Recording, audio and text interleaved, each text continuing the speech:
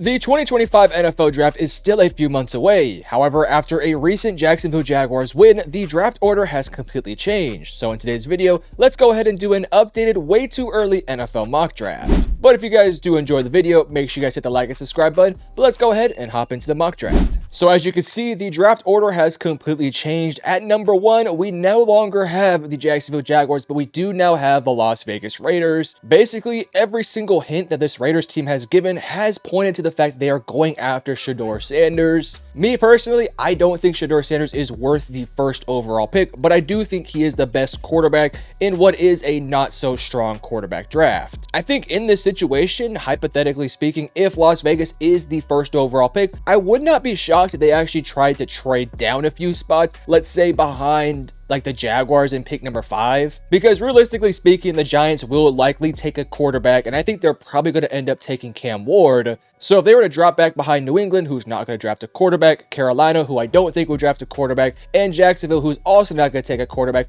you can get right into that top 5 pick, hypothetically switching picks with the Jaguars, which would make sense for Jacksonville because they want Travis Hunter, and the Las Vegas Raiders could get some picks back. So hypothetically speaking, that could happen, but I'm not going to do any trades this early into the mock draft cycle. So with all of that rambling and all that nonsense out of the way, they're likely going to take Shedeur Sanders either way. And then pick number 2, I talked about it a bit earlier. I do think the Giants have got to go a quarterback. I don't love this quarterback draft. In fact, I don't really love the Giants taking Cam Ward in general, but at the same time, this is a front office and this is a head coach that kind of has to pick a direction with the quarterback position, and if they don't do so this year, I do think they're likely going to get fired after this year. The question then does become who's the second best overall quarterback prospect behind Shedeur Sanders. And while PFF does say it's Jalen Milroe, I think that's completely ludicrous. They definitely do need to update that. I would say Cam Ward is likely the second quarterback off the board, but do keep an eye out for guys like Drew Aller and even Carson Beck if they have a good end to their season in the playoffs, and if they can have a really nice combine and pre-draft process, they could easily move into becoming a first-round pick. But I'm just going to go ahead and take Cam Ward because I do think he will be a Giant. But then this is where things get really interesting. With the 3rd overall pick, the New England Patriots are on the clock here. Now, I do think Travis Hunter is arguably the best general prospect in this league. He can play both corner and wide receiver. However, for this Patriots team, I don't really know if they would take Travis Hunter. I think they would maybe be a little bit more inclined to take Tetairoa McMillan, just because I don't really think corner is that big of a need for this Patriots team. They really do need a solid starter in the wide receiver position, and sure, Travis Hunter could be that, but if you want the best wide receiver on the board, it would be McMillan. I also do think in this situation, guys like Abdul Carter, Will Campbell, and Kelvin Banks are also potential picks here for this Patriots team, but ultimately, I think I'm going to skip on Travis Hunter in this one because I think this Patriots team would be better off just going with the best wide receiver prospect for Drake May, and I do think Tetairoa McMillan is the better pure wide receiver than Travis Hunter. That's not to say he's a better player than Travis Hunter, because I think Travis Hunter's versatility as a wide receiver and cornerback is really special. I just don't think it's really necessary for a team like New England that really just needs a solid starter in the wide receiving core. So I'm actually going to skip on Hunter and go with McMillan. But then that brings up the Carolina Panthers, who could use a little bit of help in the secondary, though I don't necessarily think it's their biggest need. They could also use a wide receiver, and I do think Travis Hunter would be a really solid fit within this offense. He would also bring a lot of fans into the seats for Carolina, which they could probably use so. You pair up a quarterback that a lot of people love in Bryce Young with a wide receiver slash corner that a lot of people are massive fans of, I think it makes a lot of sense. I will also say I think Mason Graham and Abdul Carter make a ton of sense here as well, but I've already kind of taken those guys several times in my earlier mock drafts. So in this situation, I'm going to take Travis Hunter as somebody who can play both offense and defense on that Panthers team that desperately needs a lot of talent. Which then brings us to number 5 with the Jacksonville Jaguars. Now, if I was Jacksonville, I would be desperate to try and trade with the Las Vegas Raiders for that number 1 overall pick to take Travis Hunter. But in this situation, he's no longer on the board, so they just have to go best player available. And in this situation, there's a lot of different ideas that I do have. I think that adding to your offensive line with a Will Campbell makes a lot of sense. Same thing with a Kelvin Banks. I also do like the idea of Malachi Starks. I just don't love the idea of taking really any of those guys with a top 5 pick. In this hypothetical situation, I would not be surprised if they tried to trade back because I just don't think they would take a defensive lineman when that's already kind of a strength on their team. But given the fact that I'm not going to do any sort of trades, I'm going to go ahead and have them taking Will Johnson. I know I didn't talk about him earlier, but this team desperately does need a cornerback. It's kind of why I think Travis Hunter would be a perfect fit for this team. But if they can't get Hunter, I think Will Johnson is a really, really good cornerback option that could be their cornerback one moving forward. And then moving on to pick number 6 for the Tennessee Titans. This is a really interesting pick. They actually just lost to the Jacksonville Jaguars, which is just crazy. Maybe that does make you a tad bit more inclined to take a quarterback. Again, I don't think Milroe's a first-round pick. I don't think really any of these guys are first-round picks, but if anyone could jump up into becoming a first-round pick, it would be Drew Aller. However, in this situation, I'm not going to reach on a guy like Drew Aller, who I still think has a lot to prove, at least on the football field. This situation, I do think Tennessee would be better off just taking the best player in one of their major positions of need, which is going to be adding to the offensive line, adding to the tackle room, because right now, obviously you took J.C. Latham, but the other tackle is absolutely terrible. And then the question then becomes, do you take Will Campbell or Kelvin Banks? Kelvin Banks just won some sort of offensive lineman award over Will Campbell, so maybe that adds to the mix. I do think Kelvin Banks is a better pure tackle prospect, whereas Will Campbell is a better versatile guard / tackle player. I don't really think that Tennessee needs that versatility. I think they really just need a solidified tackle, and I do think Kelvin Banks could be that guy. I think he's the best pure tackle in this draft. Then that brings us to the New York Jets, who in this situation, yet again, could potentially reach on a quarterback, though I don't think they will do so because this team does have a number of other needs. Defensively, they've been a little bit disappointing this year. Could they hypothetically add to their defensive line with like a Mason Graham? That would make a lot of sense. Same thing with even like an Abdul Carter, who wouldn't necessarily fill a position of desperate need, but could be pretty nice. They could also even go tackle because Tyron Smith is likely leaving and Morgan Moses may be gone as well. I'm going to work under the assumption that they somehow bring back Morgan Moses and they have Olu Fashanu and Morgan Moses as both their tackle players, so I don't think offensive line is that big of a need. And because of that, I think I'm just going to go with the best player who's still on the board that I think could add a lot to this defense, and that is Mason Graham. I know you already have Quinnen Williams, but hypothetically adding somebody alongside him who's a really good run stuffer and a good pass rusher would really make that defensive line one of, if not the best units in the entire NFL. This team is weird because I don't really feel like they're that many pieces away from being a good team. It just kind of feels like they need to figure out the head coaching spot and the quarterback position, and I think they're going to be really good. I think Mason Graham would add something that this team could really use, and maybe in the second, third round, you take a guy like a Carson Beck or a Drew Aller. And then moving on to the Cleveland Browns with pick number 8, Ashton Jeanty is on the board here. That would not be so bad. You could also go wide receiver because outside of Jerry Jeudy, wide receiving core is a little bit thin. I just don't love the fit of Luther Burden next to Jerry Jeudy. So this one's kind of interesting. You could go tackle. Jedrick Wills is probably not going to be on the team next year because he just cannot stay healthy. Again, I don't really know if Campbell's going to stay at tackle or kick inside to guard, but he is a really good prospect, and I don't want to slight him because I think he could be a guard and also play tackle. In this situation, I do love the idea of Ashton Jeanty, but I just do not think you're going to take him with a top 10 pick. I think that would be a little bit too early for Ashton because it's a running back and you have other needs. I'm going to go with Will Campbell to fill in for Jedrick Wills, which may not seem like a big improvement for this team because you just took Jedrick Wills a few years ago, but you got to fill in the positions, and I do think Will Campbell could be somebody who does fill in there. Moving on to the Chicago Bears, who in this situation are probably not very happy with the way the board fell because they lost out on both Kelvin Banks and Will Campbell. Fortunately for them, it is a pretty deep offensive tackle class, so if you do want to go ahead and take a guy like Cameron Williams or Josh Simmons or Ariante Ursary, you could definitely do so. I just think taking them inside the top 10 could be a tad bit early, but this is the same team that did take Darnell Wright in the top 10, and I thought that was a bit of a reach, so I don't think it's terribly unrealistic for them to take one of those guys. And I think offensive line is a massive positional need for this team. I just really don't see another position that they could take that's on the board here. Could they hypothetically go with a Malachi Starks? Yes, you could. I don't necessarily know if that's a massive need for this team. I also do like the idea of adding Jalen Walker to that linebacking room just to add a dynamic piece. That could be really fun, but I just think that's way too early and just not a positional need for them. I'm going to take, in my opinion, the best tackle prospect available, somebody who I think could fill in at guard or outside at tackle, and I want somebody who I know is going to be a surefire hit, hence why I'm not going to take Cameron Williams because he's only a one-year starter at Texas. somebody like a Wyatt Milam has been there for a while, though I think taking him top 10 is way too early. Josh Simmons is interesting because he's coming off an injury, but does have a lot of playing time for that Ohio State team.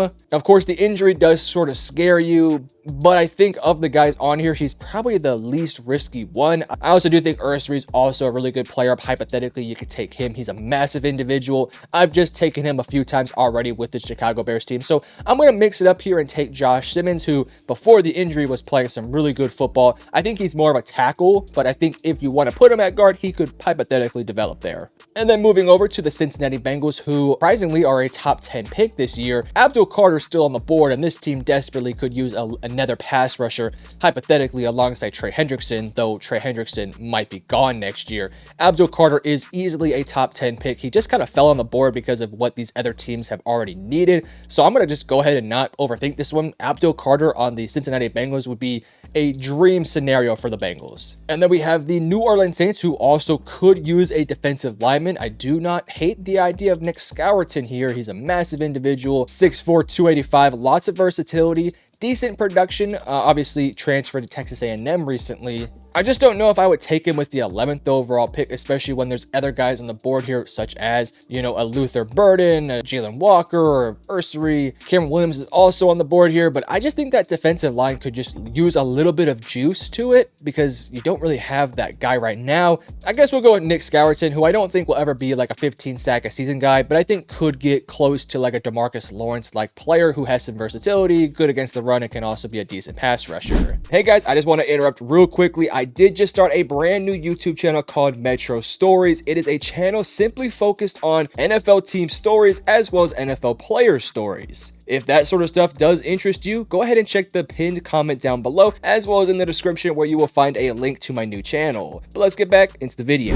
Moving over to the Dallas Cowboys. Now, I'm going to change this one up. I've consistently given them Ashton Jeanty, but in this situation, let's just say Dallas is not a huge fan of Ashton and is more likely to take a running back in the second or third round. So we could kind of open up the board a little bit here for the Dallas Cowboys. Again, if I was in their shoes, I would probably take Ashton Jeanty, but in basically all my mock drafts, I've done the same pick, so that's not really that much fun. In this scenario, I love a lot of the players for the Dallas Cowboys in this pick here. Malachi Starks, I think, could be a really good player for this team, especially because the Cowboys safeties aren't that impressive. I also really do love the idea of taking Luther Burden to be your slot receiver who can also play on the outside alongside what you already have in CeeDee Lamb, and then adding a guy like Jalen Walker with the injury to DeMarvin Overshown, who may not be even available at all for the Cowboys next year. I think he'd make a ton of sense for Dallas. And then even beyond him, Emeka Egbuka, somebody else who could play alongside CeeDee Lamb. But adding even like a Kenneth Grant would make a ton of sense. A Cameron Williams to fill outside and replace Terrence Steele at the right tackle position. A lot of these guys make a lot of sense. I'm kind of like talking myself into the Jalen Walker pick because Eric Kendricks is only getting older. I'm not even sure if he's going to be on the team next year. I believe he will be, but it's a bit of a question mark.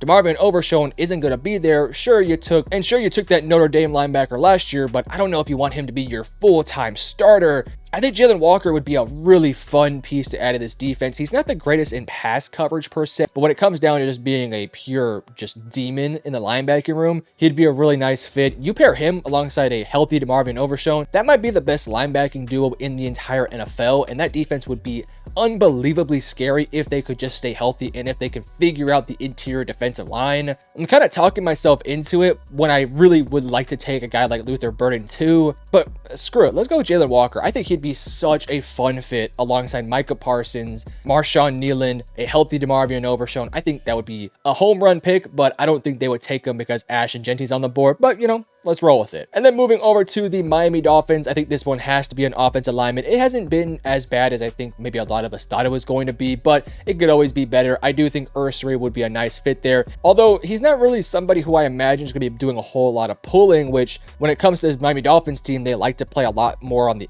edge and want to play a little bit more with their speed, and I think Ursary might not be the greatest fit because he's more a power guy. So maybe that could talk me into going for a bit more of an athletic guy like Cameron Williams, who's a absolute monster. Maybe not the most athletic, but could be a good athletic player. I also like Wyatt Milam again. I don't think he goes this early. I'm kind of talking myself out of taking some of these offensive linemen just because I don't think they're particularly great fits, but they need to address the offensive line as best they can. So I'm going to go with Cameron Williams. A little bit of a developmental piece, but as a really solid athlete, has been really productive for for Texas this year. I think it'd make a lot of sense. And then Indianapolis, this team probably is very happy with how the board fell for them. Malachi Starks makes a ton of sense to add to that back line of the defense.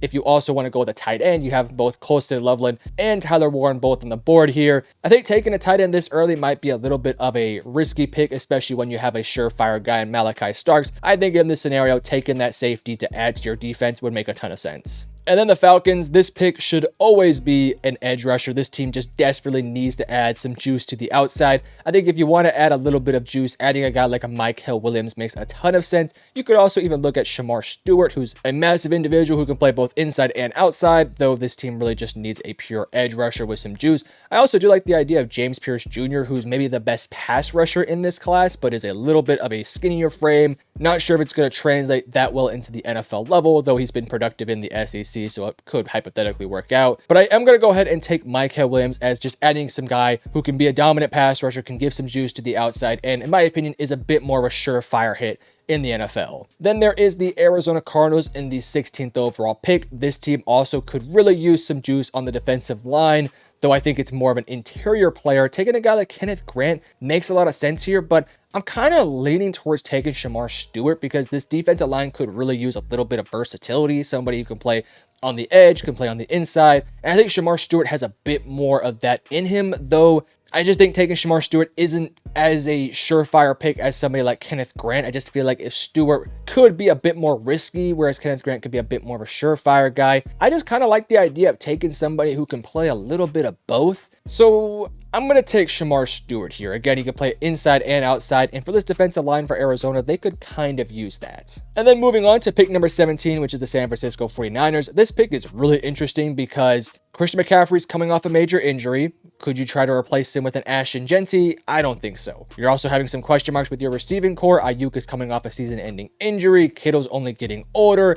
And then Deebo Samuel is also starting to fall off a tad bit. So could you hypothetically take a Luther Burden? Maybe, but you also took a Ricky Pearsall last year. So in this scenario, I don't really love a lot of the options for this team. I will say corner could be a bit of a need. I don't think Charvarius Ward is going to come back to San Francisco. So maybe you want to go with a Benjamin Morrison, who I do think is a really good player, but does have some injury concerns. You could even look at somebody else like a Siobhan Revel, a Jahdae Barron, a Trey Amos. Those guys all make a ton of sense here as well. Given the fact that this San Francisco team offensively I still think is a pretty good unit, and sure, the offensive line has struggled. I just don't think you take either one of these guys. I'm going to go ahead and take, in my opinion, the best cornerback that's still on the board, even though he is a tad bit of an injury risk. But if he does come back healthy, I do think he's a great player. He can replace Charvarius Ward and be hopefully their cornerback one for the future. And then the LA Rams, they also could go offensive line, though I do think the secondary should also be a priority to fix on this team. I think the offense is good enough to hold its own, whereas the defense could just really use a true shutdown corner. Unfortunately, Benjamin Morrison and Will Johnson are not available, but I do think there's a couple other really good cornerback players on the board here. Adding somebody like a Trey Amos, who's a really solid player, just 6'1" compared to what Siobhan Revel is, who's a bit of a bigger player, but has less competition at ECU. You could even go Jahdae Barron, who I'm a massive fan of, though I don't think he would go at that early at pick number 18. I think this team could really use a corner. I think this could be a little bit of a reach, but given the fact this team is pretty desperate to find a true cornerback one, I'm going to go ahead and take Siobhan Revel, who I think is the highest upside player. Great size, great speed, not the greatest competition, but I do think it will translate, and I think we will see that during the draft combine. And then the Buccaneers are on the board here. Couple positions of need that this team could look to address. A lot of positions on the defense. They could really use a difference maker on the edge. I think James Pierce Jr. could be that guy. I don't really think there's anyone else who I'm really in love with. It does say tight end, but I don't really think they need a tight end, to be honest with you. So yeah, I'm not going to overthink this one. Adding a James Pierce Jr., who is a really good pass rusher, just maybe does have a little bit of questions about his size, makes a ton of sense. And then Washington, this one's also interesting, although I do think it's a little bit obvious. I think you gotta go corner here. You did bring in Marshawn Lattimore, but how much of a long-term option is he really? Obviously, a few years ago, you took the corner from Mississippi State, and that one didn't really work out for you. Could you take a guy like a Trey Amos, who is a bit of more of a surefire hit? maybe. I just don't love the pick. I don't really know who I would take here because there isn't really anything, just shining super bright for me. I do like the idea of potentially taking a tight end to add alongside Jaden Daniels. Adding a Colston Loveland, who's a bit more of a pure receiving threat, makes a lot of sense here. And if you want a bit more of an all-around tight end, maybe you go with a Tyler Warren. I will say I don't really remember Dan Quinn ever being that much of a tight end guy when he was the head coach for Atlanta, so I don't really think tight end's going to be that important of a pickup for them, especially this early. This is kind of an interesting pick here. Could they even go Ashton Jeanty? Maybe. I just don't think, again, it's kind of not their biggest need. Same thing with like a wide receiver. I think I'm going to go cornerback here, and I think I'm going to go ahead and just take Trey Amos. And then number 21, the LA Chargers. Now, Ashton Jeanty is on the board here, and I think it does make a bit of sense to go here. I know J.K. Dobbins has had a really good year, but he's an injury risk, and outside of him, you're not trusting Gus Edwards. I also believe that J.K. Dobbins is due for a contract here soon, so you're going to have to pay him, whereas Ashton Jeanty is a bit less of an injury risk, probably more explosive, maybe even a better fit for this team, and you're going to have him for the next 4 to 5 years. I think Ashton Jeanty makes so much sense to add to this offense that wants to run the football. Could you add more weapons to the receiving core? Yes. But Ashton Jeanty's here at pick 21. I think you have to take him. All right, pick number 22 to the Denver Broncos. This one, in my opinion, has got to be an outside weapon to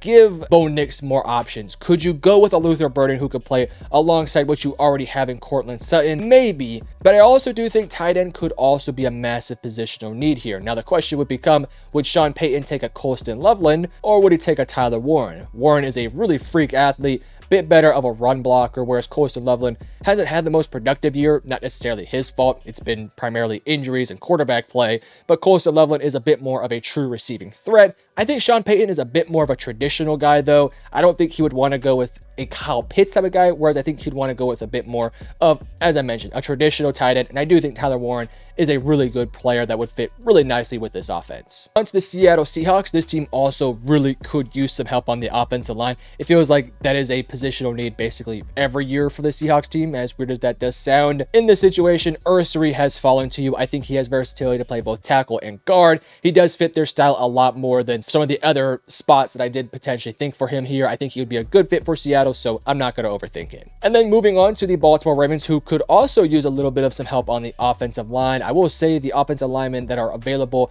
I'm not a huge fan of. Wyatt Milam, Gray Zabel, Jonah from Arizona. I'm not going to say that last name. That's crazy. Those are all potential first round picks. I just think for 24 it might be a tad bit early. I will say in most of my mock drafts, I have been giving them Jahdae Barron, which I kind of hate to keep doing the same pick, especially when I don't think he will be the pick. I'm a lot higher on Jahdae Barron than seemingly the NFL is, though I do think he will perform good enough at the draft combine to eventually be a first round pick. I think it would make a ton of sense for him to be there due to his versatility to play nickel, outside corner, and safety.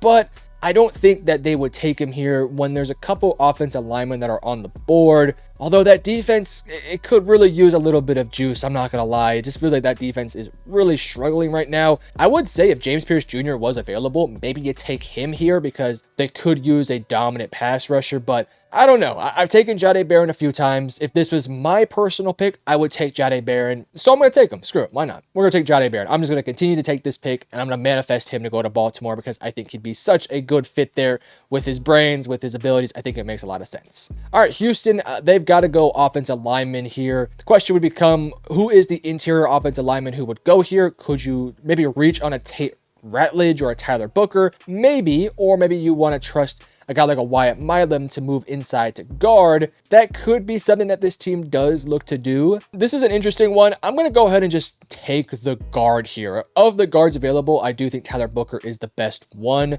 He's a really, really solid player. Hasn't given up a sack this year, though has given up a few hurries. Was really dominant versus LSU. If you want to take a Wyatt Milam, go ahead. I think I've already done that a few times, so I'm just going to change it up here. We're going to go with Tyler Booker, who might be a little bit of a reach, but this team could really use a guard. And then moving on to the Green Bay Packers. This team has got to add some juice to the defensive line. Adding a guy like Kenneth Grant, who fell to you all the way to pick 26, makes a ton of sense. All right, then the Pittsburgh Steelers are up, and if you're a Pittsburgh fan, you are probably ecstatic as hell because Luther Burden is on the board here. Now, you could say that Luther Burden has no shot of falling to the back end of the first round, but I actually think there's a bit of a chance. If you go back and look, a lot of these teams that need wide receiver also have other needs as well, and I just don't think that Luther Burden would be the priority for them. For example, like Denver, they could use a Luther Burden, but I don't really know if they really need a Luther Burden. And there's other teams on here. Luther Burden would make that offense really, really scary. Then Minnesota's on the board here. I do think running back is in play because obviously there's a little bit of some unknowns with Aaron Jones and his future. In this scenario, I do think there's a couple guys who are easily worth a first overall or first round pick. Marion Hampton, a bit more of a bruiser. I think he'd be a solid fit here too. Caleb Johnson, Quinshon Judkins, Dylan Sampson also makes some sense. I think in this scenario, maybe you want to go with like a speedster. And if you want a speedster, Quinshon Judkins and Dylan Sampson make a ton of sense. But at the same time, maybe you want to go cornerback because right now your cornerback room is a little bit thin, especially because it's looking like Gilmore might not be on the team next year. Unfortunately for them, I don't think there's a cornerback on the board who I would really consider in the first round. Guys like Darian Porter, Zy Alexander, I think are a little bit of a reach at this point in the draft. If Jahdae Barron was there, I would say take him in this pick. But given where the board is at, you don't need wide receiver. I'm going to go with running back. The question then becomes, which one would I want? Again, Amarian Hampton doesn't necessarily have the speed, but he has been very, very productive, has very good size. But if you want more of a speed option, Quinshon Judkins makes a lot of sense. And I will say, they brought in Aaron Jones, who isn't much of a Hampton type of guy, and Dalvin Cook wasn't really either. So I'm going to go with Quinshon Judkins. I do think that he has the speed, the versatility. I think he's somebody who can be kind of like a Jahmyr Gibbs, who would pair very nicely alongside more of a bruiser. So if this team were to bring in a guy like, I don't know what, James Conner, bringing in a Quinshon Judkins makes a ton of sense. All right, the Buffalo Bills are on the clock here, and I've made this pick already a few times, but I just think Walter Nolan makes so much sense for Buffalo. He gives them somebody with a high upside, a very high ceiling, can both be a great pass rusher while also being a really good run stuffer, has a lot of untapped potential, but I think he could maximize it alongside what they already have down there in Buffalo. And then we have the Philadelphia Eagles, who could really use a little bit of juice coming off the edge because right now there's a couple question marks there. Now, in this situation, I'm not a huge fan of LT Overton, but I do like the idea of Landon Jackson. I also do like the idea of Princely from Ole Miss. 11 sacks this year, was very, as you can see by his PFF grade, very productive versus Georgia. He is a little bit more of a project right now, but I do think of the guys on the board here, he's maybe the highest upside. Outside of him, I just don't think that the Eagles would take a wide receiver like a Mecca. I don't think they would take a tight end, though there are a couple question marks around Dallas Goedert. I don't think they would take interior defensive lineman either, so I do think edge is the likely position here. And I think really 5 of these guys, LT, Landon, Princely, Ashton, and Jack, are all potential first-round picks. I do really like the idea of taking Ashton Gallat here, but I don't know. I think if this team, it being Philadelphia, they usually like to go with bigger schools. They don't really like to go with those smaller schools. Obviously, they're known for their Georgia ties, so maybe that could push you towards an LT Overton. But I don't know. I mean, 3 sacks for his entire career. This team could really use a more pass rush-oriented guy. And I think Princely, to me, makes a lot of sense here, though so does Landon Jackson. It's a bit of a toss-up. Landon Jackson has been really consistent throughout his career, but I think Princely has the upside. So 50-50 shot here. I've already taken Princely once for the Philadelphia Eagles, so I'll switch it up. I'm going to go with Landon Jackson, who's a bit more of a surefire hit, but maybe doesn't have quite the same ceiling. And then we're down to the last 2 picks here. On the board right now is the Kansas City Chiefs. Could this team take Isaiah Bond? You already took Xavier Worthy last year from Texas. Do you pair him along another speedster with Isaiah Bond and just create one of the fastest offenses we've ever seen? Maybe, but I think that's a little bit unlikely. In this scenario, Colston Loveland's available, and I think that with Travis Kelce's years being numbered, maybe even retiring after this year, especially if they win a championship,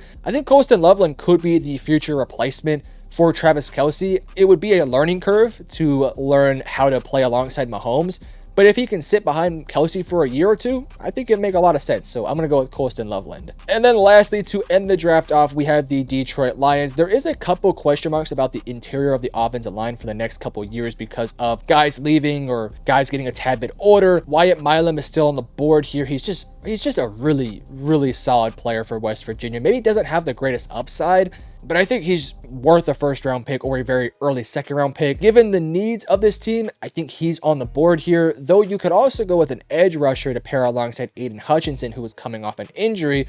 LT Overton, Princely, Ashton, Jack Sawyer all make sense, but I think the offense is a bit more of an important piece for this team. I think they can address the edge rushing room in the offseason, so I'm going to go ahead and just take Wyatt Milam, who I think will more than likely move to the inside.